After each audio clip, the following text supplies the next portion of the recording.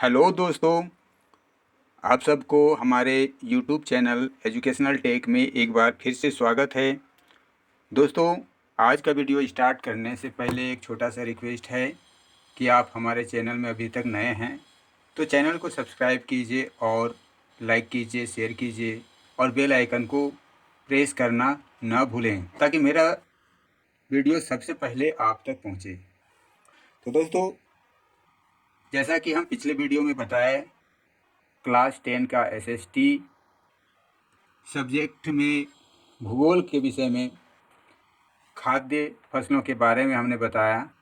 आज के वीडियो में हम बताने जा रहे हैं कृषि चैप्टर के अंतर्गत ही अखाद्य फसलें। अखाद्य फसलें ऐसे फसलें को कहते हैं जो खाने के लिए इस्तेमाल नहीं किया जाता है बल्कि व्यापारिक दृष्टि से उसका प्रयोग किया जाता है। नाम से ही पता चलता है अखाद्य मतलब खाद्य मतलब खाने योग्य और अखाद्य मतलब नहीं खाने योग्य फसलें। ठीक है, तो जैसे है रबड़ अखाद्य फसलें हैं। इसके बारे में कहा गया है कि रबड़ भूमध्य रेखीय क्षेत्र की फसल है, परंतु विशेष परिस्थितियों में उष्ण और उपोष्ण क्षेत्रों में भी उगाई जाती है।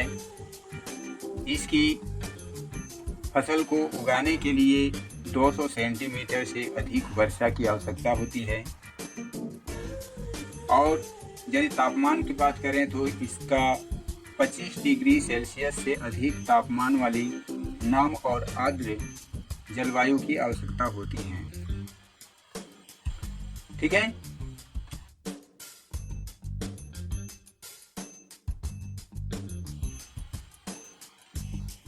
रबड़ एक महत्वपूर्ण कच्चा माल है जो उद्योगों में प्रयुक्त होता है। इसे मुख्य रूप से केरल, तमिलनाडु, कर्नाटक, अंडमान निकोबार द्वीप समूह, मेघालय में और गारो पहाड़ियों में उगाया जाता है। इसमें अखाद्य फसलों में हम रेशेदार फसलें पहले देखते हैं। क्या है रेशेदार फसलें? तो ऐसे फसल जिसमें से रेशे तैयार किए जाते हैं, रेशे निकाले जाते हैं, उन सभी फसलों को रेशेदार फसलें कहा जाता है। जैसे कपास, जूट, शन और प्राकृतिक रेशम भारत में उगाए जाने वाली 4 मुख्य रेशेदार फसल हैं। इनमें से पहली 3 मिट्टी में फसल उगाने से प्राप्त होती है और चौथा रेशम के कीड़े से कोकून से प्राप्त होता है। तो कपास हम देखते हैं। कपास जो एक महत्वपूर्ण कच्चा माल है, यह भारत को कपास के पौधों का मूल स्थान माना जाता है। सूती कपड़ा उद्योग में कच्चा कपास एक मुख्य कच्चा माल है। कपास उत्पादन में भारत का विश्व में 3य स्थान प्राप्त है। दक्कन पठार के शुष्कतर भागों में जहां काली मिट्टी होती है, कपास के उत्पादन के लिए उपयुक्त मानी जाती है।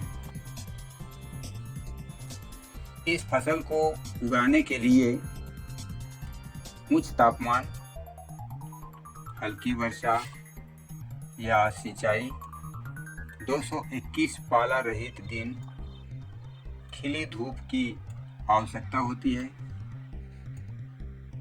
यह खरीफ की फसल है और इसे पक कर तैयार होने में करीब 6 से 8 महीने का समय लगता है। महाराष्ट्र, गुजरात, मध्य प्रदेश, कर्नाटक, आंध्र प्रदेश, तेलंगाना, तमिलनाडु, पंजाब, हरियाणा और उत्तर प्रदेश कपास के मुख्य उत्पादक राज्य हैं। उसके बाद दूसरे नंबर पर आता है जूट। अखाद्य फसलों में जो रेशेदार फसल है उसके दूसरे नंबर में आता है जूट। जूट क्या है? तो जूट एक सुनहरा रेशा कहा जाता है इसे। जूट की फसल बाढ़ के मैदानों में जल निकास वाली उर्वरक मिट्टी में उगाई जाती है, जहां हर वर्ष बाढ़ से आई नई मिट्टी जमा होती रहती है। इसके बढ़ने के समय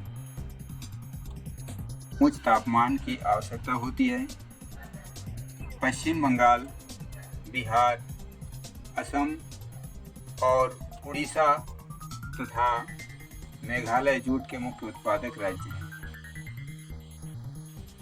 इसका प्रयोग बोरियां बनाने, चटाई, रस्सी, तंतु व धागे, गलीचे और दूसरी दस्तकारी वस्तुएं बनाने में किया जाता है। इसकी उच्च लागत के कारण और कृत्रिम रेशों के और पैकिंग सामग्री विशेषकर नायलॉन की कीमत कम होने के कारण बाजार में इसकी मांग कम हो रही है। तो इनके लिए जो प्रौद्योगिक और संस्थागत सुधार होना चाहिए वो क्या होना चाहिए?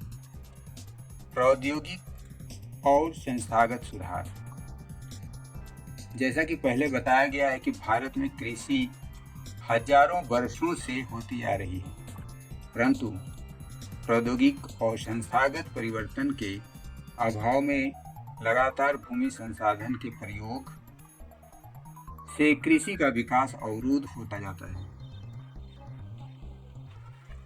तथा इसकी गति मंद होती जाती है। सिंचाई के साधनों का विकास होने के उपरांत देश के एक बहुत बड़े भाग में अभी भी किसान खेती बाड़ी के लिए मानसून और भूमि की प्राकृतिक उर्वरता पर निर्भर करती है। बढ़ती हुई जनसंख्या के लिए यह एक महत्वपूर्ण चुनौती है। 60% से भी अधिक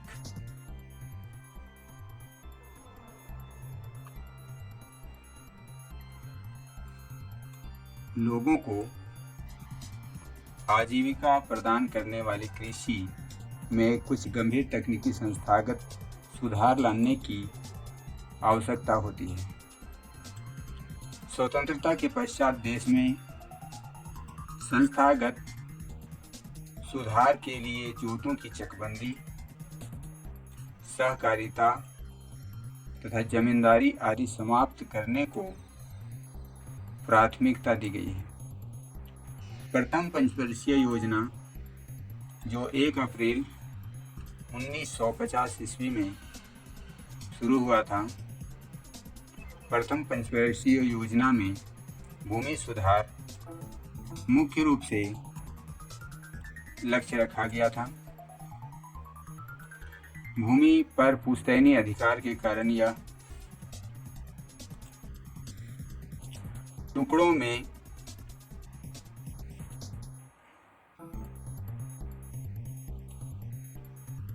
बढ़ती जा रही थी।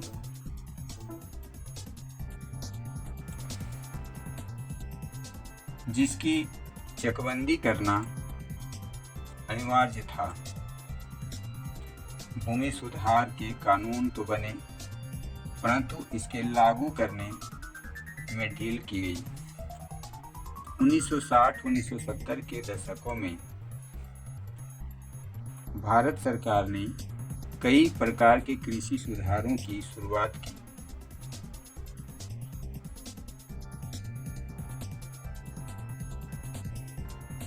पैकेज टेक्नोलॉजी पर आधारित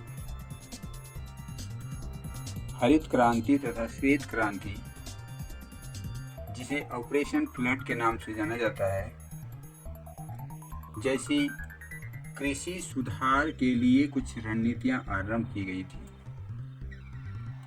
परंतु इसके कारण विकास कुछ क्षेत्रों तक ही सीमित रही। इसलिए 1980-1990 के दशकों में व्यापक भूमि विकास कार्यक्रम शुरू किया गया, जो संस्थागत और तकनीकी सुधारों पर आधारित था।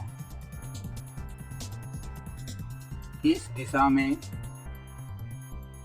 उठाए गए कुछ महत्वपूर्ण कदमों में सूखा, बाढ़, चक्रवात, आग तथा बीमारी के लिए फसल बीमा के प्रावधान और किसानों को कम दर पर ऋण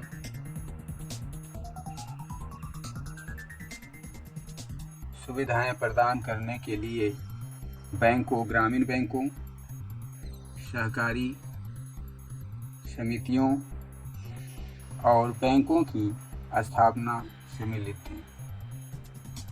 किसानों के लाभ के लिए भारत सरकार ने किसान क्रेडिट कार्ड और व्यक्तिगत दुर्घटना बीमा योजना की शुरुआत की गई। यहाँ पर देख सकते हैं उसी के अंतर्गत कृषि कार्य में लगे हुए ये दो मशीन दिखाया गया है। एक ट्रैक्टर है, एक हार्वेस्टर है। ये उपकरण कृषि में प्रयोग किए जाते हैं। तो कृषि में प्रयोग किए जाने वाले नवीन तकनीकी उपकरण हैं। ठीक है, आगे हम देखते हैं। इसी के बारे में बोला गया है कि PAIS की शुरुआत की गई कृषि में सुधार के लिए। इसके अलावा आकाशवाणी और दूरदर्शन पर किसानों के लिए मौसम की जानकारी के बुलेटिन और कृषि कार्यक्रम प्रसारित किए जाते हैं। किसानों को बिचौलियों और दलालों के शोषण से बचाने के लिए न्यूनतम सहायता मूल्य और कुछ महत्वपूर्ण फसलों के लाभदायक खरीद मूल्यों की सरकार घोषणा करती है। ठीक है, यहाँ पर एक छोटा सा एक और ये दिया हुआ है, इसको भी जान लें। जैसे आपने सुना होगा भूदान आंदोलन। तो ये भूदान आंदोलन क्या था? महात्मा गांधी ने विनोबा भावे, जिन्होंने उनके सत्याग्रह में सबसे निष्ठावान सत्याग्रही की तरह भाग लिया था, को अपना आध्यात्मिक उत्तराधिकार घोषित किया था। उनकी गांधी जी के ग्राम स्वराज अवधारणा में भी गहरी आस्था थी।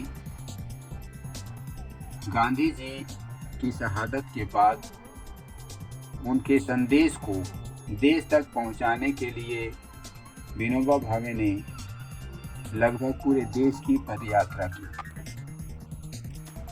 भरण पोषण के लिए कुछ भूमि मांगी।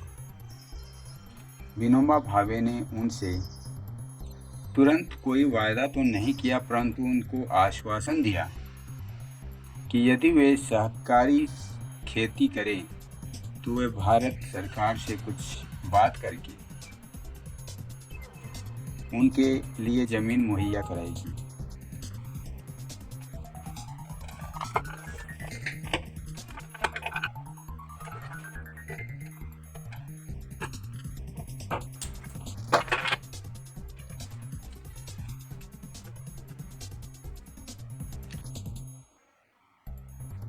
अचानक श्री रामचंद्र रेड्डी उठकर खड़े हुए और उन्होंने 80 भूमिहीन ग्रामीणों को 80 एकड़ भूमि बांटने की पेशकश की। इसे ही भूदान के नाम से जाना गया। बाद में विनोबा भावे ने यात्राएं की और अपना यह विचार पूरे भारत में फैलाया। कुछ जमींदारों ने, जो अनेक गांवों के मालिक थे,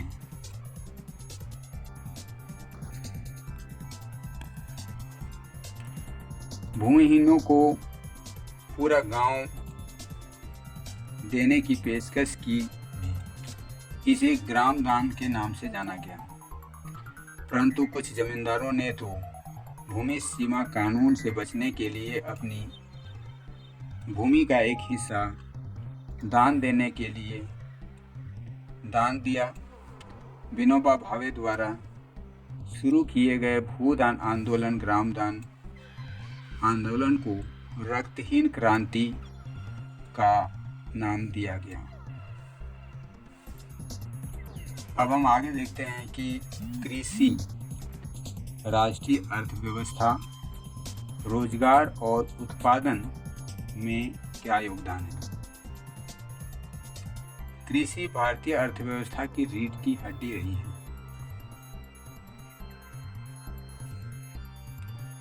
सकल घरेलू उत्पाद में कृषि के योगदान का अनुपात 1951 से लगातार घटने के उपरांत भी यह 2010-11 में देश का लगभग 52% जनसंख्या के लिए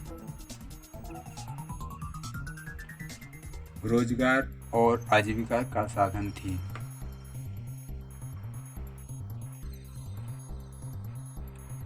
कृषि का सकल घरेलू उत्पाद में घटता अंश गंभीर चिंता का विषय है, क्योंकि कृषि में किसी भी प्रकार की रुकावट और प्रगति रोध अर्थव्यवस्था के लिए अन्य क्षेत्रों में गिरावट लाएगी, जो समाज के लिए व्यापक निहितार्थ है। कृषि के महत्व को समझते हुए भारत सरकार ने इसके आधुनिकीकरण के लिए भरसक प्रयास किए हैं। भारतीय कृषि में सुधार के लिए भारतीय कृषि अनुसंधान परिषद व कृषि विश्वविद्यालय की स्थापना, पशु चिकित्सा सेवाएं और पशु प्रजनन केंद्र की स्थापना, बागवानी विकास, मौसम विज्ञान और मौसम के पूर्वानुमान के क्षेत्र में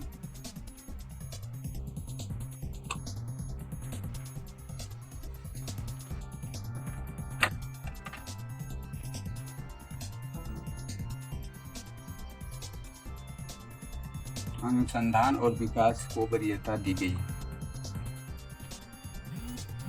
तालिका 4.1 में स्पष्ट होता है कि पिछले वर्षों में सकल घरेलू उत्पाद में वृद्धि हुई है, परंतु इससे देश में पर्याप्त मात्रा में रोजगार के अवसर उपलब्ध नहीं हो रहे हैं। कृषि के विकास पर कम हो रही है, जो कि एक चिंताजनक स्थिति है। वर्तमान में भारतीय किसान को अंतर्राष्ट्रीय प्रतिस्पर्धा से एक बड़ी चुनौती का सामना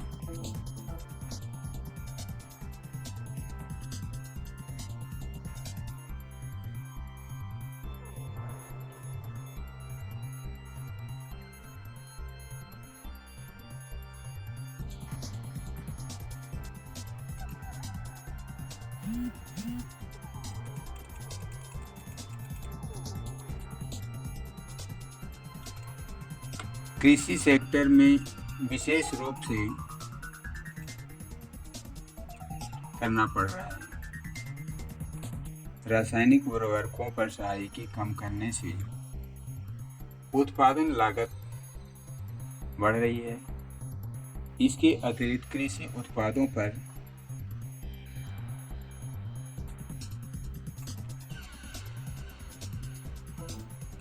आयात कर घटने से भी देश में कृषि पर हानिकारक प्रभाव पड़ा है। किसान कृषि में पूंजी निवेश कम कर रहे हैं, जिसके कारण कृषि में रोजगार घट रहे हैं। ठीक है। उसके बाद हम देखते हैं वैश्वीकरण का कृषि पर क्या प्रभाव पड़ता है, यानी वैश्वीकरण का कृषि पर प्रभाव। वैश्वीकरण कोई नई घटना नहीं है। उपनिवेश काल में भी यह स्थिति मौजूद थी। 19वीं शताब्दी में जब यूरोपीय व्यापारी भारत आए तो उस समय भी भारतीय मसाले विश्व में विभिन्न देशों में निर्यात किए जाते थे और दक्षिण भारत में किसानों को इन फसलों को उगाने के लिए प्रोत्साहित किया जाता था। आज भी गर्म मसाले भारत से निर्यात किए जाने वाली मुख्य वस्तुओं में शामिल हैं। ब्रिटिश काल में अंग्रेज व्यापारी भारत के कपास की ओर आकर्षित हुए और भारतीय कपास को ब्रिटेन के सूती वस्त्र उद्योग के लिए कच्चे माल के रूप में निर्यात किया गया। मैनचेस्टर और लिवरपूल में सूती वस्त्र उद्योग भारत में पैदा होने वाली उत्तम किस्म की कपास की उपलब्धता पर फली फूली है। आपने सन 1917 में बिहार में हुए चंपारण आंदोलन के बारे में अवश्य पढ़ा होगा। ठीक है, इसकी शुरुआत इसलिए हुई कि इस क्षेत्र में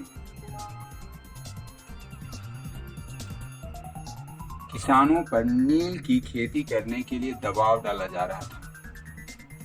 नील ब्रिटेन के सूती वस्त्र उद्योग के लिए एक कच्चा माल था। ये किसान इसलिए भड़के क्योंकि उन्हें अपने उपभोग के लिए अनाज उगाने से मना कर दिया गया था। सन 1990 के बाद वैश्वीकरण के तहत भारतीय किसानों को कई चुनौतियों का सामना करना पड़ रहा है। चावल, कपास, रबड़, चाय, कॉफी, जूट और मसाले का मुख्य उत्पादक होने के बावजूद भारतीय कृषि विश्व के विकसित देशों से प्रतिस्पर्धा करने में असमर्थ है, क्योंकि उन देशों में कृषि को अत्यधिक सहायता दी जाती है। ठीक है, देखिए ये सागौन के क्लोन का उत्तक संवर्धन यहाँ चित्र में देख सकते हैं। ये सागौन का एक प्रकार का पेड़ है, इसका क्लोन तैयार किया जा रहा है, उत्तक तैयार किया जा रहा है। आगे कहा जा रहा है कि आज भारतीय कृषि दो राह पर है। भारतीय कृषि को सक्षम और लाभदायक बनाना है तो सीमांत और छोटे किसानों की स्थिति सुधारने पर जोर देना होगा। हरित क्रांति ने लंबा चौड़ा वायदा किया, परंतु आज यह कई विवादों से घिरा हुआ है।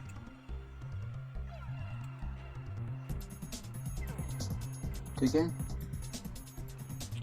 यह आरोप लगाया जा रहा है कि हरित क्रांति के दौरान रसायनों के अधिक प्रयोग, जल वृत्तों के सूखने और जैव विविधता विलुप्त होने के कारण भूमि का निम्नीकरण हुआ है। आज जीन क्रांति संकेत शब्द है जिसमें जेनेटिक इंजीनियरिंग सम्मिलित है। ठीक है, यहाँ चित्र में दिखाया जा रहा है कि विकसित एवं विकासशील देशों में कीटनाशकों के भारी उपयोग से संबंधित समस्याएं सामने आ रही हैं।